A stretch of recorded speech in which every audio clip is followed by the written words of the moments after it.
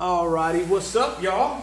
I'm finishing up my warm up here because I'm getting ready to hit legs. I feel like the only one of the, I feel like I've hit legs now on my YouTube channel for at least like a lot of my videos. So anyway, I hope y'all aren't tired of them. If you are, well, that's too bad because I'm just gonna keep on doing them. But today, I think I'm gonna work a lot of kettlebells. A lot of kettlebells today, y'all. Some glute focused work, some hamstrings, maybe some single leg RDLs, some ipsilateral and contralaterally loaded RDLs with the kettlebells, some swing throughs.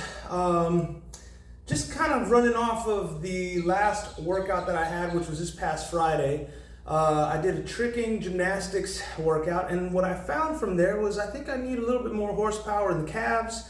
I think I need a little bit more coordination and timing of the body and some flexibility. So I think the kettlebells would be a great tool to address all of those issues. So with that said, I'm just gonna finish stretching out and we're gonna get on into it. Alrighty, y'all, we up in this now. Recording here, what we got, we're on squat max, first off. Hitting some sumo kettlebell squats, okay? You can easily replicate this using, a few boxes at your gym or anything just kind of that elevates you up on a platform that, puts you on the same height level. I'm using the squat max here just because it provides that and allows the kettlebells to really sink down deep, and I can really get a really large range of motion with this sumo stance and wide stance squat. It emphasizes mainly glutes, a little bit of quads, but with just the stance, it's a lot of glutes. It's a lot of glute work, and I really wanted to hit this leg workout off with this exercise in particular to open my hips up and really get just a large range of motion going first and foremost. As y'all have seen in my previous leg videos, I've used the squat max before as it's intended with the belt wrapped around the waist there. I didn't want to do that this time. I really just kind of wanted to do a little bit more of a traditional sumo squat kind of feel, just to experiment with it using the kettlebells, and I liked it. It felt really good. I was a little worried about, whether the kettlebells would hit the sides of the machine there, but they didn't really seem to, and it didn't really cause me to use a lot of mental bandwidth to try to, make sure that they were not going to hit or anything like that. As you can see, I followed that exercise up with a little bit of calf work, and you see me on both sides just kind of using the squat max platform to provide a elevated surface for me to kind of get this calf raise, elevated lunge combo. I'm using a few ankle weights on the opposite leg just to kind of get the hip flexor firing and give a little bit of proprioceptive feel to that working leg to kind of help develop this, the mind-muscle connection I feel necessary, that is required to be able to do better tricks, more powerful tricks, more coordinated tricks. And as you heard me at the beginning of the video, I'm really aiming this leg day to toward that specific goal of getting better and more coordinated and more explosive and more controlled when I'm doing my tricks. That way it feels better, it looks better, and less risk of injury. So as you can see here, got the Versa grips now. Kettlebells went up in weight about 10 pounds ish. These are about 45-pound kettlebells. And in the previous set, you saw me getting about 35-pound kettlebells. So I didn't use the straps in the first set. I wanted to use the straps in this set because as the weight got heavier, I wanted to make sure that the forearms were not my limiting factor, that the legs were going to be the limiting factor here. As always, good technique, slow eccentrics with a nice pause at the very deepest part of the motion, ensuring that there's no momentum and that we're getting all the benefits from this exercise as much as possible and maximizing our hypertrophic effect. I'm on squat max barefooted, y'all. Just keeping in mind, as always, I've cut the footage. I'm not moving this quickly. I'm not going between, rep after rep after rep. I've got about probably anywhere between 5 to 10 seconds of rest in between each rep that you're seeing here, okay? It was a burner. This one was a burner. From there, I wanted to show a little exercise, kind of an experimental thing setup that I did here at the ATX. I've got my bench on the mats, and then I've got my slant board right up against the bench, so there's no way that the slant board is moving, which is going to provide a lot of stability. And I feel that even though the calves, don't get me wrong, are going through a very large range of motion, y'all, especially with that wedge factored into the equation here, but there wasn't really a big stretch. And today I'm filming this commentary literally the very next day after this training session. My calves feel okay. They don't feel too damaged or nothing, so I might keep this one in just because it felt very stable, and I might be able to push a lot of weight with it, but I don't know if it's serving me in terms of hypertrophy, at least because there just wasn't a big stretch on the calves here. It felt really, really strong, very stable. It didn't feel like anything was going to move out of place or anything like that, but I don't know if I'm going to keep that one in the playbook as it's set up like that. Now finally going into this top set of sumo kettlebell squats here. What you're not seeing is I ran the entire rack from 35 pounds all the way up to what you're seeing here at 70 pounds. And I originally had all of that footage in this video, but for time constraints, this thing would have ended up being like 30 minutes long, and my phone can't handle that, okay? It just can't handle that. So what you're seeing is the very, very top set here with two 70-pound kettlebells in each hand. I went ahead and got 15 reps in total, but I treated it as though I got basically like 3 sets of 5 in order to get to that 15 rep mark. This was tough. I was so systemically fatigued at this point that it was just, I had to take a break. You see me right there taking a nice little break, getting a few more reps in. When I took a break, I took anywhere between 45 seconds to about 60 seconds of rest, just to make sure that my heart rate came down, everything felt all right, I wasn't like, cardiovascularly fatigued, and that, the muscles were going to be the limiting factor here.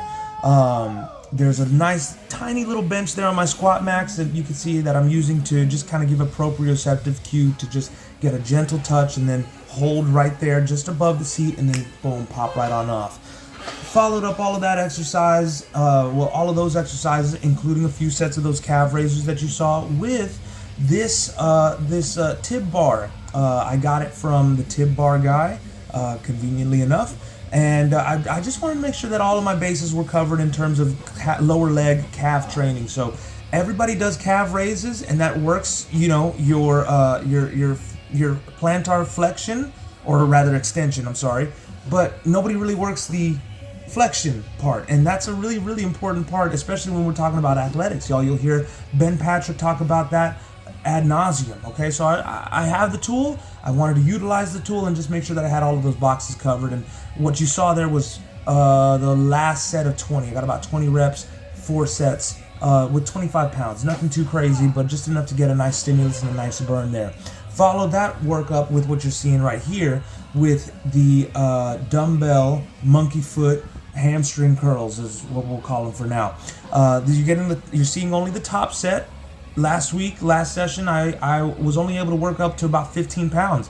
I'm proud to say we got up to 19 today. Yesterday. We got up to 19 pounds yesterday on both the right leg and the left leg. You're seeing the right leg working right now. I like this. I really like this exercise. And from yesterday to today, my hams are burned. They are they're crispy. They're toasted. And hey, it's a little tough, when you're having a hip hinge or you're having to bend over a little bit, because man, I feel it every time. It's a reminder of, hey, you did that, man, you did that. So no real way to replicate this in this specifically in the gym unless you've got a monkey foot and some stall bars or Smith machine, squat rack, whatever you got. You could replicate this, but the reason I'm really having to do this is because I don't have a lying leg curl machine and I don't have a seated leg curl machine. If I had those, you probably wouldn't see me doing this, okay? But I followed all of that hamstring work up with some contralateral loaded RDLs here. and I'm swinging my leg all the way through and up into hip flexion, because in my opinion, it helps to replicate the feeling of tricking whenever I'm doing touchdown raise, or even when I'm doing Webster. This is kind of like, this is a portion, what you see right here, boom, when the leg kicks out. That's pretty much Webster, minus, you know, the actual explosive kick and, you know, jumping off the ground and rotating and coming back on the ground. But I like to include this because I feel that it mimics some of those positions, and to get stronger in some of those positions, in my opinion, in my theory, will help me to, you know, progress a little bit further in gaining more understanding and awareness and control of the trick and of the technique. I like to mix contralateral, so let's go over something. Contralateral loading, ipsilateral loading, okay? Contralateral loading is when the load is in the opposite hand of the working leg. So you see my left leg is the one that's working, but my right hand is the one that has the kettlebell. That's contralateral loading. Opposite side, opposite leg is kind of the idea here.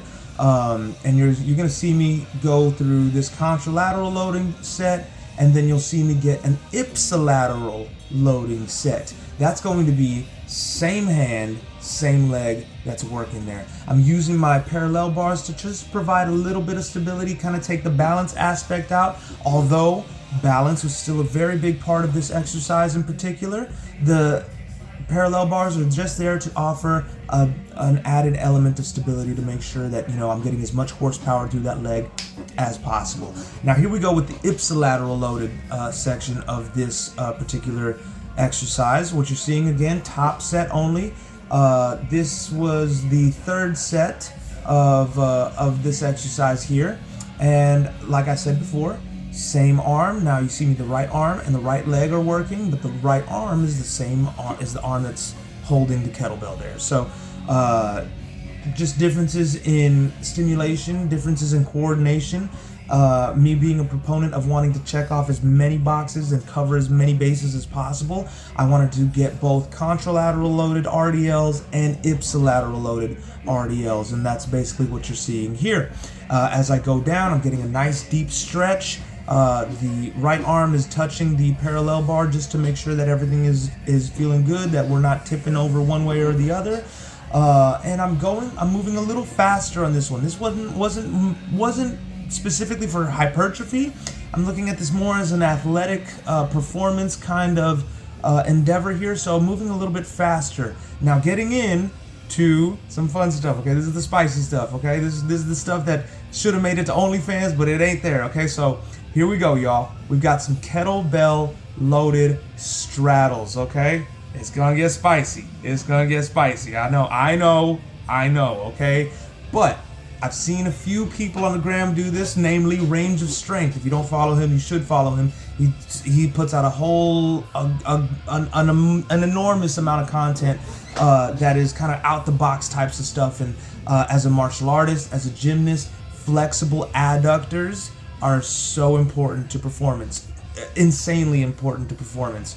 I do a lot of external rotation. You'll see me do a lot of banded side kicks, a lot of side kicks generally, pigeon poses, things of that nature, but not a lot for the adductors. I could have probably done another variation where we do like straddles using the cable machine, cable pancakes, but I wanted to keep inside the theme of, you know, just using the kettlebell as a tool, and this was a great exercise to address and enhance adductor strength and flexibility.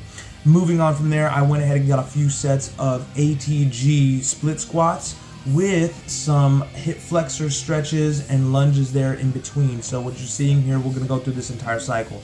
So we stand up, we go into the ATG split squat. I'm holding that a little bit, squeezing the glute, and then stretching that hip flexor. And as I go into this more traditional lunge, still squeezing that glute, which is putting an even bigger stretch on that hip flexor, going back into the ATG split squat, and then coming back up, rinse, repeat, and so on and so forth. Got these up, only got about 5 reps of this on each leg. So you're seeing the left leg here working, and then you'll see me go over to the right leg with the exact same cycle in mind here, y'all. Just wanted to really, you know, stretch out the hip flexor, I am notorious for having really tight hip flexors on both sides.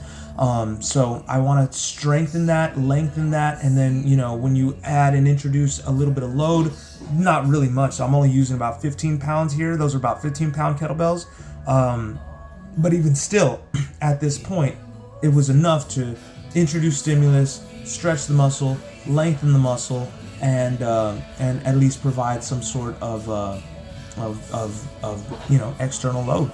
So again, going through this entire thing, ATG split squat, we rise up and then we come back down into the split squat, keeping that leg nice and straight, squeezing the glute the entire time. That's so important. You never want to, if you're going to try this exercise, don't ever let your glutes relax. That's like 50% of this entire equation, okay? So here we go. Split squat, glutes are engaged, hip flexor is stretched, knee goes down, we stand up, squeeze the abs, squeeze the glutes, that hip flexor is being stretched, back into split squat, and then we rise again. It's a bit to explain off the cuff, but after you see it a few times and then you get used to it, it's like, okay, I can kind of get that. The yoga blocks are there to just introduce a bit of elevation for that front leg. I'm not as flexible as I'd like to be, so this kind of helps me to get into that really athletic position and really put a big stretch on those hip flexors, both the right and the left side. Loose hips are the key to elite athleticism, and as you can see, I followed up that with a few step throughs on with, I think those are the same 15-pound kettlebells. Just kind of working a little bit more quad here. The glutes were pretty torched at that point. Only about 10 reps on each side, and got about 3 sets in total. We're working here in the sagittal plane, so that's forward and back. But you know, here at the ATX, we strive to promote athleticism in all 3 planes of motion: sagittal, frontal, and transverse. So what you're going to see me do here in a second, these side lunges or lateral lunges, working in the frontal plane. Working in that frontal plane. Got to make sure that we check off all those boxes, cover all those bases, so that way we are as strong as possible in as many ranges of motion that are conceivable. If you saw my gymnastics video, you'll understand, and you've got kind of a taste as to what all of this is all about, y'all. I mean, I don't get me wrong. I want quads from the gods. I want hamstrings from, you know, hammer down hamstrings. I want baby cows in my lower legs, but I also want to be healthy. I also want to perform at the highest level for as long as possible. And so what that means is sometimes we've got to do and move in a multitude of ranges of motion and make sure that we're covering as many bases as possible to make sure that we are as strong as possible in all conceivable ways that the human body can move. We are the best movers on the planet. We're the most beautiful movers on the planet. All right, ladies and gentlemen. So train like That's it. That does it. Leg day is done, and we got a little bit of everything. A little bit of strength training, a little bit of balance work, a little bit of flexibility, a little bit of quads, a little bit of hypertrophy. My legs are feeling pretty decent.